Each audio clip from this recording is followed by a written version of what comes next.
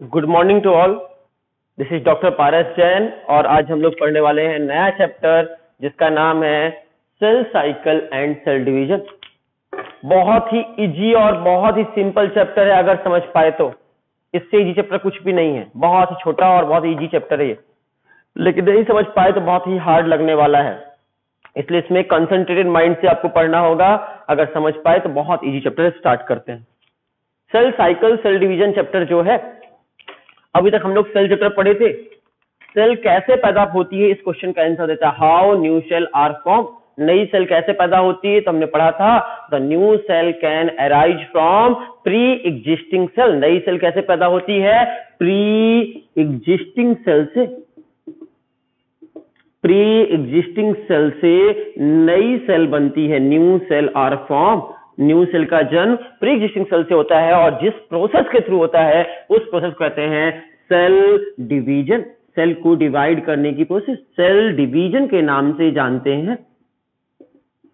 तो cell division कोई पूछे क्या है? पुरानी सेल से नई सेल बनने की प्रोसेस को, प्री एग्जिस्टिंग सेल से न्यू सेल बनने की प्रोसेस है, इसे सेल डिवीजन के नाम से जानते हैं। मतलब सेल डिवीजन में क्या होगा? सेल डिवाइड होगी और एक सेल से, पुरानी सेल से नई सेल पैदा होगी। ये पुरानी सेल थी मान लो और उससे डिवीजन हुआ और उसके बाद न्यू सेल बन रही है, नई सेल बन रही हैं। इस प्रोसेस को क्या बोलेंगे? सेल डिवीजन हो रहा है। नंबर ऑफ सेल बढ़ती है, इंक्रीज होती है। अब आपको कई सारे क्वेश्चन पूछने वाले हैं, उन सबका आंसर आपको देना है। पहला क्वेश्चन, क्या कभी आपको चोट लगी है? अगर लगी, आपके बॉडी किसी पार्ट में चोट लगी है तो क्या वो घाव, जो चोट, वुंड जिंदगी भर वुंड रहता है या ठीक हो जाता है वो वुंड कुछ समय के बाद? वो चोट लगी हुई जगह ठीक हो जाएगी कि नहीं हो जाएगी? अपने आप वुंड हीलिंग हो जाता है। वुंड जो होता है वो हील हो जाता है, घाव सूख जाता है अपने आप कुछ दिनों के बाद। ऐसा क्यों हो पाता है? क्योंकि वहां पर नई सेल आ जाती, पुरानी सेल की जगह पर वहां पर नई सेल आ जाती हैं और नई सेल के आने की वजह से आपको ठीक हो जाएगा। मान लो आपको यहाँ चोट लग गई तो यहाँ पे हमेशा चोट लगी हुई रहेगी जिंदगी भर, या ठीक हो जाएगा कुछ दिन में, कुछ दिनों में ठीक हो जाएगा। कब ठीक होगा? जब वहां पर नई सेल आ जाएंगी, पुरानी सेल की जगह में नई सेल आ जाएंगी तो घाव ठीक हो जाएगा। तो आपसे कोई पूछे वुंड हीलिंग का मेन कारण क्या है, वुंड हील क्यों होता है? सेल डिवीजन की वजह से। दूसरा क्वेश्चन, आप छोटे से बच्चे थे, आज इतने बड़े हो गए, एकदम छोटे से पैदा हुए थे, इतने से थे, आज इतने बड़े हो गए, 6 फुट के हो गए। तो इतने बड़े होने तक कौन सी प्रोसेस से आप इतने बड़े हुए? ग्रोथ कर गए। ग्रोथ क्यों होता है? कोई भी ऑर्गेनिज्म ग्रोथ क्यों करता है? Increase in cell number. हमारे बॉडी में सेल का नंबर बढ़ रहा है और सेल का नंबर बढ़ने की वजह से हमारी बॉडी बड़ी होती है, ग्रोथ करती जा रही है। हम छोटे से बच्चे से बड़े कैसे हुए? सेल डिवीजन की वजह से। सेल डिवीजन होता गया और हम बड़े होते चले गए। लड़कों के शरीर में स्पर्म बनता है बच्चे पैदा करने के लिए, लड़कियों के शरीर में ओवा का फॉर्मेशन होता है और स्पर्म ओवा को गैमिट भी कहते हैं। तो स्पर्म ओवा जो बनता है ह्यूमन की बॉडी में या किसी और ऑर्गेनिज्म में, जो गैमिट बनते हैं, वो गैमिट किस प्रोसेस से बनते हैं? तो वो भी सेल डिवीजन से बनते हैं। समझ में आ रहा? सारे क्वेश्चन का आंसर है सेल डिवीजन। वुंड हीलिंग क्यों होती है? सेल डिवीजन की वजह से। आपसे कोई पूछे आप ग्रोथ क्यों करते हैं? सेल डिवीजन की वजह से। ठीक है, स्पर्म ओवा आपके शरीर में कैसे बनेगा? सेल डिवीजन से बनेगा। अब आपसे कोई पूछे कि आप यूनिसेलुलर ऑर्गेनिज्म है या मल्टीसेलुलर ऑर्गेनिज्म है? ह्यूमन क्या है, यूनिसेलुलर ऑर्गेनिज्म है या मल्टीसेलुलर ऑर्गेनिज्म है? आंसर होगा हम मल्टीसेलुलर ऑर्गेनिज्म। हमारे शरीर में बहुत सारी सेल है, पता है ना, हम मल्टीसेलुलर ऑर्गेनिज्म। तो क्वेश्चन कोई पूछे घुमाकर कि क्या कभी आप यूनिसेलुलर ऑर्गेनिज्म रहे होंगे? ह्यूमन कभी यूनिसेलुलर रहा होगा? और अगर रहा होगा, अगर हम कभी यूनिसेलुलर रहे होंगे तो उस स्टेज का नाम क्या है? याद रखिएगा, कोई भी ऑर्गेनिज्म जब जाइगोटिक स्टेज में होता है, जाइगोट होता है, तो जाइगोट की स्टेज में उसके शरीर में कितनी सेल होती है? ओनली 1 सेल होती है। 1 सेल, उसकी बॉडी में सिर्फ एक ही सेल होती है जाइगोटिक स्टेज में। जब हम जाइगोट थे, जाइगोटिक स्टेज में थे, तब हमारे शरीर में ओनली 1 सेल थी और उस जाइगोट से आज इतने बड़े मल्टी सेलुलर ऑर्गेनिज्म जो बने, मल्टी सेलुलर ऑर्गेनिज्म बन गए। हम यूनिसेलुलर ऑर्गेनिज्म से मल्टी सेलुलर ऑर्गेनिज्म बन गए। इस मल्टी सेलुलर ऑर्गेनिज्म बनने में कौन सी प्रोसेस काम आई थी? यूनिसेलुलर से 1 सेल से यूनिसेलुलर ऑर्गेनिज्म से मल्टी सेलुलर ऑर्गेनिज्म बनने में कौन सी प्रोसेस हुई? यहां पर सेल डिवीजन हुआ है आपका। सेल डिवीजन के बाद हमारे जाइगोट में सेल डिवीजन हुआ, तब जाकर हम एम्ब्रियो बने और एम्ब्रियो से पूरी बॉडी बनी। तो सेल डिवीजन की वजह से ही हम जाइगोट से एक पूरी बॉडी, कंप्लीट बॉडी बन पाई। सेल डिवीजन की वजह से हम ग्रोथ कर पाए। सेल डिवीजन की वजह से ही हमारे वुंड हील होते हैं। सेल डिवीजन की वजह से ही स्पर्म ओवा बनता है। और आपको मालूम है हमारे बॉडी में जो सेल हैं उनका लाइफ स्पैन होता है, कुछ कुछ समय के बाद वो सेल मरती रहती हैं, और जो सेल मरती रहती हैं तो उनकी जगह पर नई नई सेल आती रहती हैं। जैसे हमारी स्किन की सेल बार बार डिग्रेड होती रहती है, फिर वहां पे नई स्किन आ जाती है। तो ऐसा क्यों होता है? ब्लड का आरबीसी का लाइफ स्पैन पता है आपको? आरबीसी, रेड ब्लड सेल का लाइफ स्पैन कितना होता है? 120 डेज। 120 दिन के बाद आपके बॉडी में जितना भी ब्लड होगा तो अपने आप आरबीसी जितनी होगी वो सब मर जाएगी। तो आरबीसी का लाइफ स्पैन ओनली 120 डेज होता है, 120 दिन, मतलब 4 महीने। 4 महीने बाद आपके बॉडी में जितना आरबीसी होगा एक भी नहीं जिंदा रहेगा। ठीक है, तो नया आरबीसी कैसे बनती है, नई सेल कैसे बनती है? आपकी सेल डिवीजन से। अब बात करें आपके शरीर में, बात करें डब्ल्यूबीसी है, व्हाइट ब्लड सेल है। डब्ल्यूबीसी का लाइफ स्पैन ओनली 1 वीक होता है, 1 हफ्ते, 5 से 7 दिन। और इस 5 से 7 दिनों में वो फिर मर जाता है। जितना भी डब्ल्यूबीसी मेरे शरीर में होगा, व्हाइट ब्लड सेल 1 हफ्ते का मेहमान है। इस तरह हमारे बॉडी में हर दिन स्किन सेल, ऐसे हमारी बॉडी की बहुत सारी सेल मरती रहती हैं, उनकी जगह पर नई नई सेल आती रहती हैं। और किस प्रोसेस से आती हैं? सेल डिवीजन की वजह से। ओल्ड सेल को रिप्लेस कर न्यू सेल आती है हमारी बॉडी में, और इस प्रोसेस को भी आपका कौन कहते हैं? सेल डिवीजन की वजह से होता है। सेल डिवीजन बहुत इंपॉर्टेंट प्रोसेस है। सेल डिवीजन ना होता तो अब ग्रोथ ना करते, अब पैदा ही ना होते। सेल डिवीजन बहुत ही इंपॉर्टेंट प्रोसेस है। अब कैसे सेल डिवीजन होता है, कैसे नहीं होता है, तो हम लोग इसके बारे में डिस्कस करते हैं। इसको डिस्कस करने के बारे में पहले आपको टिश्यू के बारे में बताते हैं। टिश्यू 3 तरह के होते हैं। कौन कौन से? नंबर 1 होता है लेवाइल टिश्यू। लेवाइल टिश्यू। दूसरे टिश्यू को कहते हैं हम स्टेबल टिश्यू। और तीसरे टिश्यू होते हैं जिसको हम कहते हैं परमानेंट टिश्यू। 3 तरह के टिश्यू होते हैं, परमानेंट टिश्यू। ये 3 तरह के टिश्यू हमारे बॉडी में पाए जाते हैं। लेवाइल टिश्यू, जिनमें सेल डिवीजन चलता ही रहता है, सेल डिवीजन होता ही रहता है, अक्सर सेल डिवाइड होती रहती है जहां की, तो इसमें सेल डिवीजन आसानी से देखने मिलता है। अक्सर सेल डिवाइड होती रहती है, नई सेल बनती रहती हैं, सेल डिवीजन चलता रहता है, उसे हम कहते हैं लेवाइल टिश्यू। यहाँ पे अक्सर सेल डिवीजन चलता रहता है। जैसे हमारी बॉडी की बात करें, हमारी बॉडी में स्किन जो है, वो स्किन, पुरानी स्किन मरती रहती है और नई स्किन आती रहती है, बार बार स्किन रिमूव होती रहती है, इसलिए स्किन की टिश्यू कौन सी टिश्यू है? लेवाइल टिश्यू। गैस्ट्रिक इंटेस्टाइनल ट्रैक्ट की बात करें, हम गैस्ट्रिक इंटेस्टाइनल ट्रैक्ट की बात करें तो वहां के टिश्यू भी कैसे हैं? लेवाइल टिश्यू। तो जिन टिश्यू में बार बार रिमूवल, सेल डिवीजन होकर नए नए रिप्लेसमेंट चलता रहता है, उसे हम लेवाइल टिश्यू कहते हैं। यहां पर कंटिन्यूअस सेल डिवीजन आपको देखने मिल जाता है, अक्सर देखने मिल जाता है। स्टेबल टिश्यू, ऐसे टिश्यू जहां पर जनरली सेल डिवीजन तो नहीं होता, लेकिन अगर उसमें कोई प्रॉब्लम आ गई, कोई रप्चर हो गया, कोई नुकसान हो गया उस जगह पे, तो उस जगह पर नए नए टिश्यू उसको रिप्लेस कर आ जाते हैं। मतलब जनरली सेल डिवीजन तो नहीं होता, बट कभी कभी सेल डिवीजन हो जाता है। जैसे कि आपका लीवर, अगर लीवर जनरली सेल डिवाइड नहीं होती लीवर की, ठीक है, लेकिन अगर लीवर में कोई प्रॉब्लम आ गया, लीवर खराब हो गया, कुछ सेल डैमेज हो गई, तो वहां पर नया लीवर फिर से आ जाएगा। लीवर काट दोगे फिर से आ जाएगा। तो लीवर, किडनी, किडनी भी आपका, ठीक है, जैसे खूब दारू पियोगे लीवर खराब हो जाता है, फिर अच्छे से रहने लगोगे, अच्छी हेल्दी लाइफ स्टाइल जियोगे, लीवर फिर सही हो जाएगा। तो लीवर हो गया, किडनी हो गया, पैंक्रियाज हो गया। इन जगह पर आपके कौन से टिश्यू होते हैं? पैंक्रियाज बात करें, तो पैंक्रियाज इन सभी जगह पर स्टेबल टिश्यू है, जो जनरली सेल डिवीजन तो नहीं करते, लेकिन जरूरत पड़ने पर सेल डिवाइड होती है।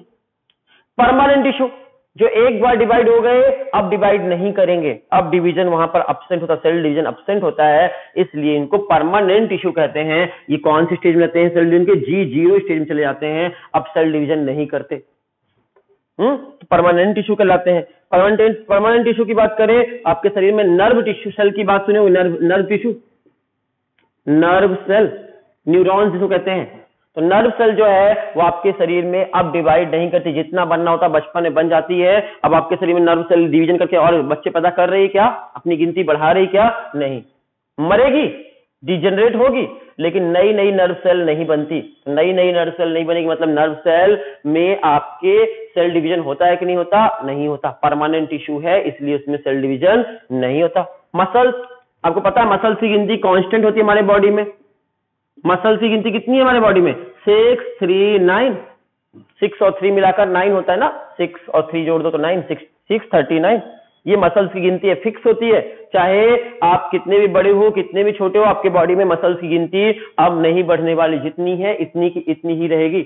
मतलब वहां पर मसल्स की सेल में सेल डिवीजन होता है या नहीं होता? नहीं होता। मसल्स में सेल डिवीजन आपके एब्सेंट होता है। तो लेवाइल टिश्यू में हमेशा होता है, परमानेंट में कभी नहीं होता, और इसमें कभी कभी होता है। जब कुछ डैमेज हो गया तो होता है। 3 तरह के टिश्यू हो गए, सेल डिवीजन के हिसाब से टिश्यू को 3 भाग में बांट सकते थे, लेवाइल टिश्यू, स्टेबल टिश्यू और परमानेंट टिश्यू। अब हम बात करते हैं और आगे, कोई ऐसा हार्मोन है क्या जो सेल डिवीजन को जल्दी जल्दी कराता हो? यस, एक हार्मोन है जिसका नाम है साइटोकाइनिन।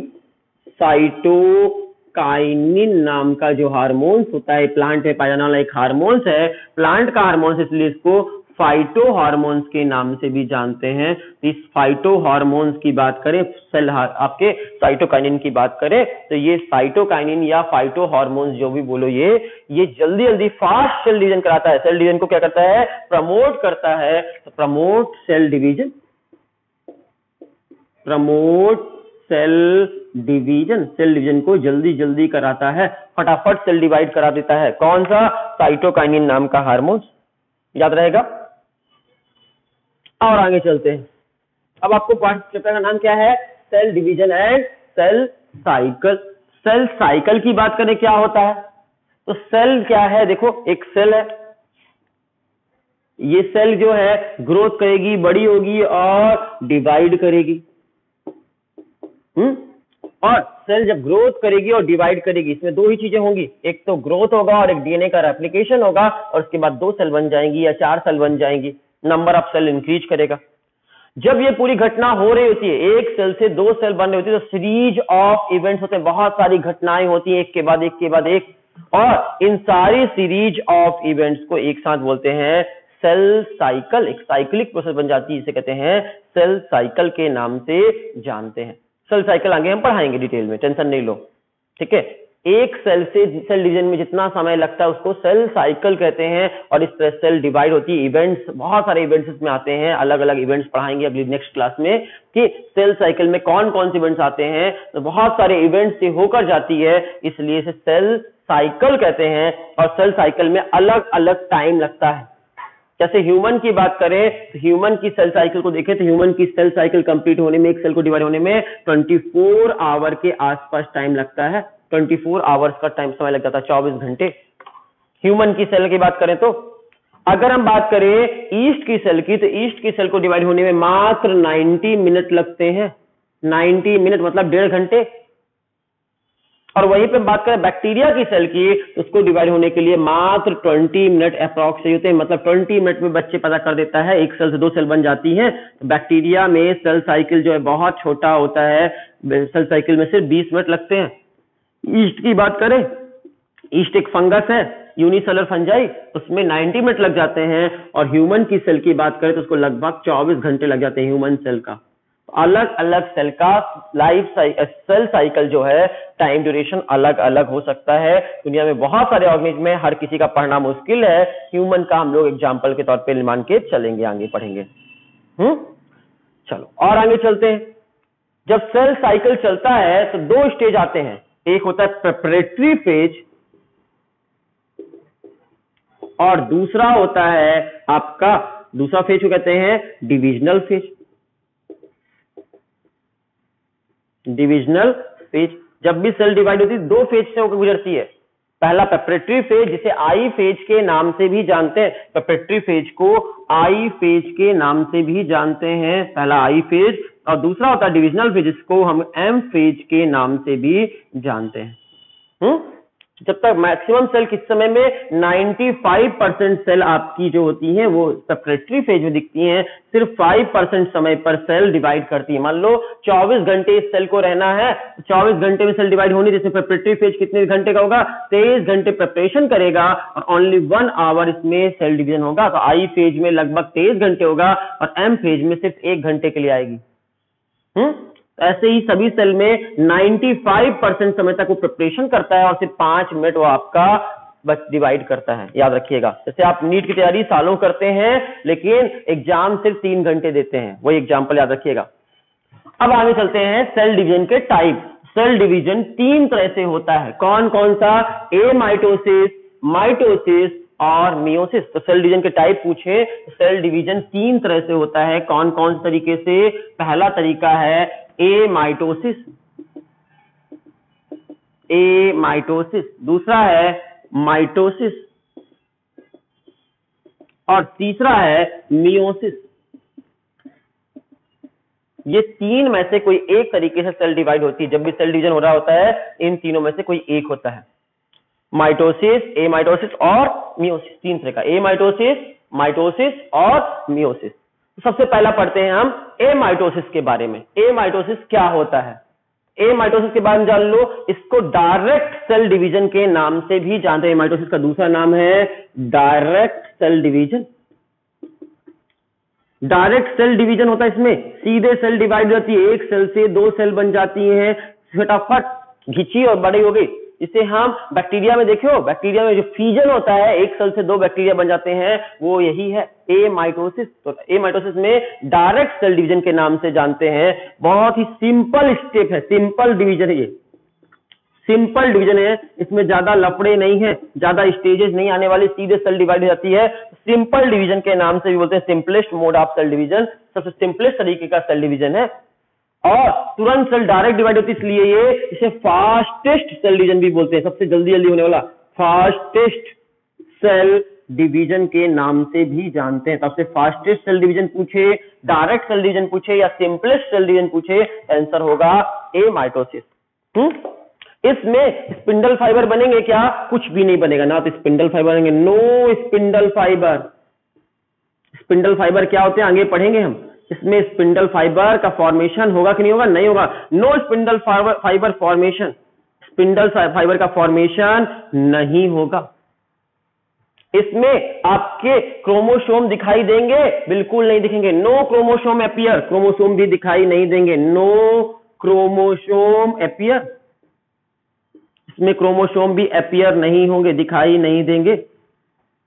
इसमें आपके जो भी आपका क्या बोलेंगे, इसमें क्या होगा कि आपका ना तो क्रोमोसोम दिखाई देगा, ना इसमें स्पिंडल फाइबर दिखाई देंगे, और इसकी न्यूक्लियस की मेम्ब्रेन टूटेगी क्या, गायब होगी कि तो नहीं होगी, नो रप्चर ऑफ, नो, या कह सकते हो nuclear membrane become intact, nuclear membrane remain intact. इसकी न्यूक्लियर मेम्ब्रेन टूटेगी क्या, नहीं टूटेगी, वैसे की वैसी ही रहेगी न्यूक्लियस की मेम्ब्रेन। जबकि यहां पर पढ़ाएंगे माइटोसिस और मियोसिस के समय न्यूक्लियर मेम्ब्रेन गायब हो जाएगी। लेकिन यहां पर ऐसा कुछ नहीं होगा, न्यूक्लियर मेम्ब्रेन भी, ज्यादा टेंशन मत लीजिए। अगर समझ में नहीं आया तो ये दोनों पढ़ेंगे, ऑटोमेटिकली समझ में आ जाएगा। ठीक है, तो सुनकर रखें जिससे समझ पाए, आगे कनेक्ट कर पाए। याद रखिएगा, ए माइटोसिस को डायरेक्ट सेल डिवीजन भी कहते हैं, सिंपलेस्ट सेल डिवीजन कहते हैं, फास्टेस्ट सेल डिवीजन कहते हैं, सबसे जल्दी जल्दी होने वाला। ठीक है, नो स्पिंडल फाइबर फॉर्मेशन, इसमें स्पिंडल फाइबर नहीं बनते, क्रोमोसोम अपीयर नहीं होते, न्यूक्लियर मेम्ब्रेन गायब नहीं होती, न्यूक्लियर मेम्ब्रेन वैसी की वैसी ही रहती, जैसी की जैसी होना चाहिए वैसी ही रहती है। इसमें सिर्फ क्या होता है, इसमें पहला स्टेप होता है न्यूक्लियस बड़ा होगा, nucleus increase in size, nucleus size में बड़ा होगा, पहले ही घटना होगी। बड़ा होकर किस शेप का हो जाएगा, डंबल के शेप का हो जाएगा। डंबल देखा है आपने, जो जिम में लेकर जाते हैं लोग, जिम में करते हैं, वो डंबल कहलाता है। तो न्यूक्लियस किस शेप का हो जाएगा, डंबल शेप का हो जाएगा, डंबल, DUMBE, डंबल शेप का हो जाएगा न्यूक्लियस। और डंबल शेप का होने के बाद दोनों तरफ फूल जाएगा, बीच में पिचक जाएगा और उसके बाद टूट जाएगा, दो न्यूक्लियस बन जाएंगे, एक न्यूक्लियस से दो न्यूक्लियस बन जाएंगे और एक सेल से दो सेल बन जाएगी। तो फिर क्या हो जाएगा, न्यूक्लियस डिवाइड हो जाएगा, न्यूक्लियस डिवाइड करेगा, ठीक है, डिवाइड किया, फिर क्या होगी, सेल भी डिवाइड करेगी और सेल डिवाइड होकर एक सेल से दो सेल बन जाएंगी, दोनों सेल इक्वल होंगी, इक्वल सेल बन जाएंगी। इस तरह के डिवीजन को ए माइटोसिस के नाम से जानते हैं। ए माइटोसिस की जब हम बात करेंगे तो ए माइटोसिस किस किस सेल में होती है, वो कौन कौन सी सेल है जिनमें ए माइटोसिस देखने को मिलती है, तो बहुत सारी जगह देखने मिलती है, जितने भी लोअर ऑर्गेनिज्म में उन सभी में दिखती है ए माइटोसिस। जैसे कि आपके प्रोकैरियोटिक सेल जितनी भी है, बैक्टीरिया, जितने तरह के बैक्टीरिया जानते हो, सारे बैक्टीरिया में जो फीजन पढ़ते हो, बैक्टीरिया का फीजन, वो फीजन कुछ और नहीं है, वो ए माइटोसिस ही है एक तरह का। कोई बैक्टीरिया का नाम ले ले, चाहे पीपीएलओ बोले या ब्लू ग्रीन एल्गी बोले या माइकोप्लाज्मा, कोई भी बैक्टीरिया का नाम ले आपको। बैक्टीरिया मतलब बैक्टीरिया, सारे बैक्टीरिया में बच्चे पैदा करने का तरीका क्या है, ए माइटोसिस। ए माइटोसिस के थ्रू बच्चे सेल डिवाइड करती है बैक्टीरिया की। अमीबा का नाम सुना होगा आपने। अमीबा में जो फीजन होता है वो फीजन कुछ और नहीं है, वो फीजन एक तरह का ए माइटोसिस ही है। फिर आपने पैरामीशियम का नाम सुना होगा। पैरामीशियम में जो मेगा न्यूक्लियस बनता है, पैरामीशियम में वहां पे भी ए माइटोसिस होता है। तो पैरामीशियम में भी आपके ए माइटोसिस देखने मिलेगी। ए माइटोसिस कहां कहां देखने मिलेगी, बैक्टीरिया में, अमीबा में, पैरामीशियम में।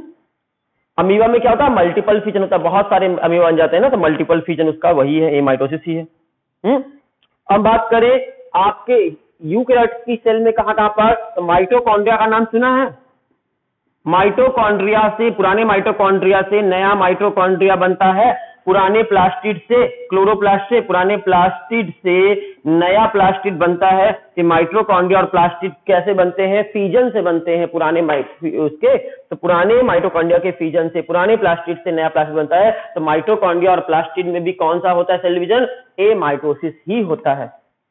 और ह्यूमन के शरीर में भी होता है कहीं पे क्या, हाँ, कहां पर, फीटल मेम्ब्रेन में, फीटल मेम्ब्रेन,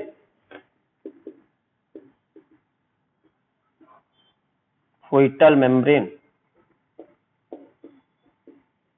फीटल के जो मेम्ब्रेन होती है, फीटस के चारों तरफ हमारे शरीर में, जो ह्यूमन में फीटस होता है, फीटल बोलेंगे, FOETAL, फीटल मेम्ब्रेन।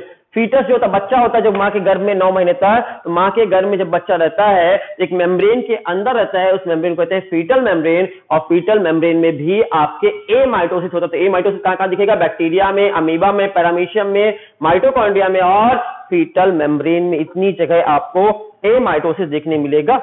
इसमें बहुत सारी लेयर है फीटल मेम्ब्रेन की, कौन कौन सी, एमनियन, एमनियोटिक फ्लूइड के पास, जहां बच्चे के सबसे करीब में, फिर कोरियन, फिर आपका एलेंटोसिस, फिर उसके बाद क्या है, यॉक्सिक। इससे कई सारी मेम्ब्रेन में बांटा गया है। और इस तरह इन सभी मेम्ब्रेन में, फीटल मेम्ब्रेन में भी जो बच्चे के कवर जो होता है, जिसमें बच्चा 9 महीने तक रहता है, उसे फीटल मेम्ब्रेन कहते हैं। फीटल मेम्ब्रेन में मैमल्स के कौन सा डिवीजन होता है, ए माइटोसिस होता है। नेक्स्ट क्लास में हम लोग डिस्कस करेंगे माइटोसिस और मियोसिस के बारे में। Thank you.